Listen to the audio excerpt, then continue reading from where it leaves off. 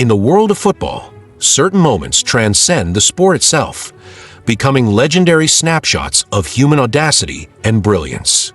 One such moment is René Higuita's iconic scorpion kick, a feat so bold, so unexpected, that it has been etched into the fabric of sports history.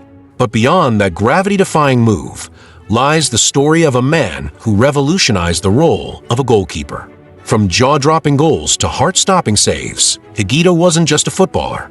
He was a fearless innovator, a living testament to what happens when creativity meets courage.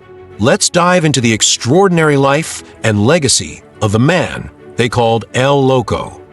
And hey, if you love stories like this, make sure to hit that subscribe button so you never miss out.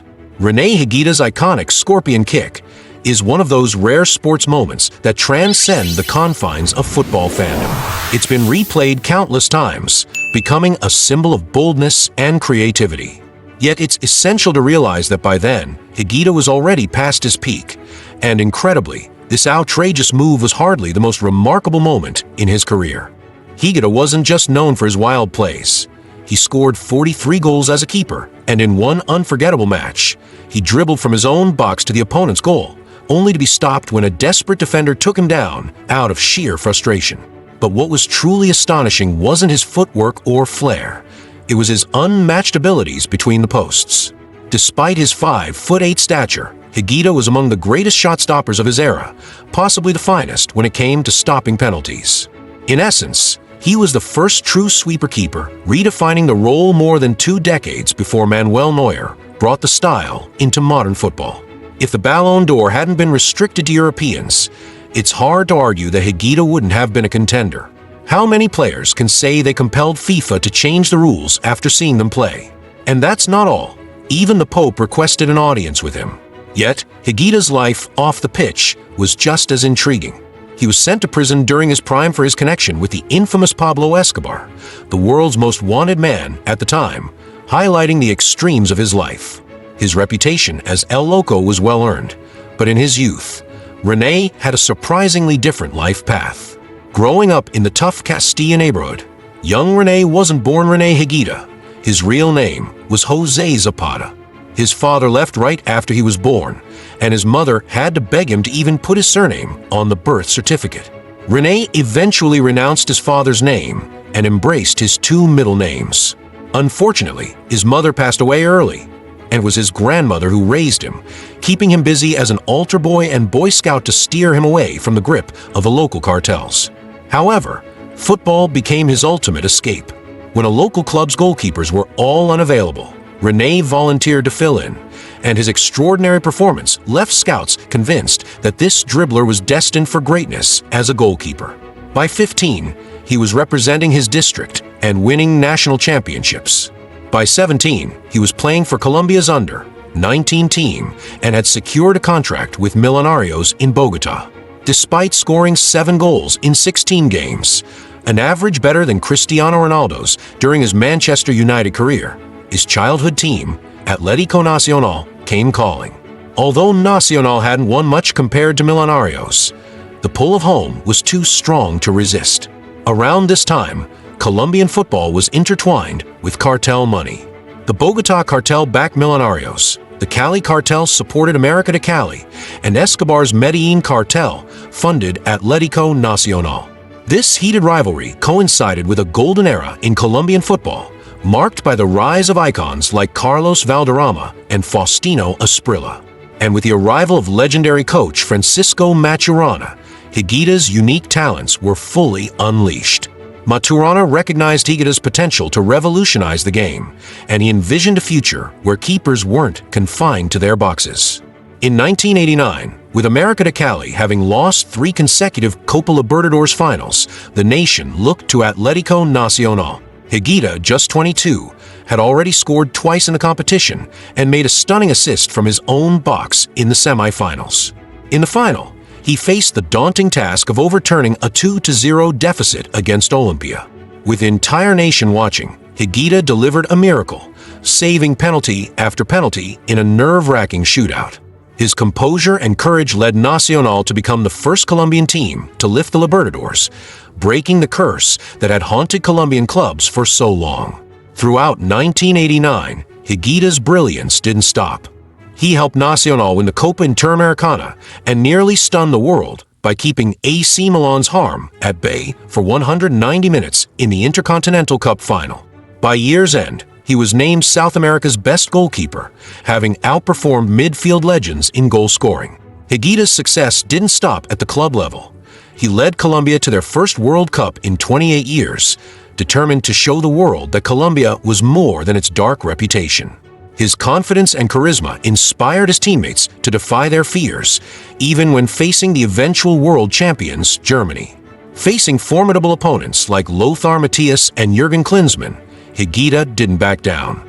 As teammate Luis Carlos Pereira recalled, the German players seemed like giants in their heavy boots, marching like soldiers. But Higuita's fearlessness was contagious. When he told his teammates, "Today, we're going to make them dance," it lit a fire in them. Despite his fearlessness and the inspiration he brought to the team, Higuita couldn't prevent a devastating loss to Germany at the World Cup. Colombia played with flair, creating chances and displaying beautiful football, but a last-minute German goal shattered their hopes. Still, Carlos Valderrama, spurred by Higuita's audacity, pulled off an incredible nutmeg, setting up Freddy Rinson, who slipped the ball past German goalkeeper Bodo Illner. That equalizer became the most celebrated goal in Colombian history, as it marked their first advancement to the knockout stage. But in the last 16 against Cameroon, disaster struck. In extra time, as Colombia trailed by a goal, Pereira, under pressure from Cameroon's Roger Milla, passed the ball back to Higuita. Instead of clearing it, Higuita attempted a dribble, only to lose possession, allowing Milla to score into an empty net. Despite midfielder Bernardo Reedon's consolation goal, that mistake ended their chances of progressing further. Higuita carried the weight of that error for years, even as his teammates and fans stood by him, holding up banners of gratitude upon his return to Colombia. Not even his back-to-back titles as South America's best goalkeeper could ease the burden of what he saw as a career-defining blunder. That tournament, notorious for its conservative and defensive play, was often criticized as one of the worst World Cups ever. Goalkeepers frequently wasted time by picking up passes from their teammates, stifling the flow of the game. Higuita's radical approach challenged this dull trend as he refused to pick up the ball, opting instead to charge at attackers and attempt ambitious passes. His daring moves forced FIFA to rewrite the rules of the game, and the resulting regulation, known as the Higuita Law, forever changed how keepers play. As Higuita himself put it, "I changed the rules of football. Not even Pelé or Maradona did that." Even after all this, Higuita's career was far from over. The following year, he led Nacional to their first league title in a decade and narrowly missed out on another Copa Libertadores final. In the Copa America, he helped Colombia top a group that included heavyweights Brazil and Uruguay, despite the team's struggles in front of goal. Higuita's unique talents caught the attention of European clubs, and he eventually moved to the continent, following his longtime mentor Francisco Maturana. Unfortunately, his stint abroad was short-lived, as financial issues with his club forced him to return to Colombia. But Higuita's return coincided with one of the most tumultuous periods in Colombia's history. Pablo Escobar, now imprisoned in La Catedral, a luxury prison of his own making, invited Higuita to visit. Rumors swirled that Higuita had convinced Escobar to surrender, urging him to improve Colombia's international image. Regardless of the truth, the public began to see Higuita as a hypocrite, claiming he was tarnishing the nation's image by associating with the infamous drug lord. Matters took a darker turn when Escobar escaped after being tipped off about a transfer to a high-security facility. Amidst the chaos, Higuita found himself involved in an even more bizarre situation. Rival cartel leader Carlos Molina's daughter was kidnapped by Escobar's associates, and Molina, believing that Higuita's relationship with Escobar offered protection, requested, or rather commanded, that Higuita deliver the ransom. Fearing the consequences of refusal, Higuita complied, picking up $300,000 and consulting with his wife, who agreed that saving the girl was the right thing to do. The ransom exchange went smoothly, but accepting a $50,000 reward from Molina proved to be Higuita's undoing. Colombian law considered any financial gain from a kidnapping as complicity, and the authorities, eager to make an example of Higuita, had their opportunity. He was arrested and subjected to grueling interrogations, with police pressing him to reveal Escobar's whereabouts. Though no evidence linked him to further involvement, Higuita spent 7 months in prison, enduring a hunger strike and watching as his teammates and fans chanted for his freedom. Even when the courts ordered his release, the warden illegally detained him for 2 more days, asserting his authority over Higuita. Upon his release, Higuita was a shadow of his former self, too weak to participate in the World Cup. Without him, the team fell apart, and when Andrés Escobar, a teammate and close friend, scored an own goal that eliminated Colombia, the cartels retaliated, taking his life. The tragedy left Higuita devastated, believing his absence had contributed to his friend's fate. But instead of succumbing to despair, Higuita channeled his grief into renewed determination. In the following years, he achieved some of his greatest performances, leading Nacional to another league title and guiding them to the Libertadores semifinals against River Plate. His heroics included scoring a crucial free kick and saving multiple penalties, propelling his team to the final. Despite losing to Gremio, Higuita's legacy was cemented. He continued to shine in international competitions, saving and scoring in shootouts, and even earning another Copa America bronze. Then came the moment that would define Higuita's legend. 2 years prior, during a commercial filming, he had seen children attempting bicycle kicks and had a wild idea. Why not do it backwards? When England's Jamie Redknapp sent an overhit cross towards goal in a friendly at Wembley, Higuita seized his opportunity. Leaping into the air, he brought his heels over his head, deflecting the ball with a move that became known as the Scorpion Kick. The stunned commentator's words, "Goodness me, have you ever seen anything like that?" captured the world's reaction.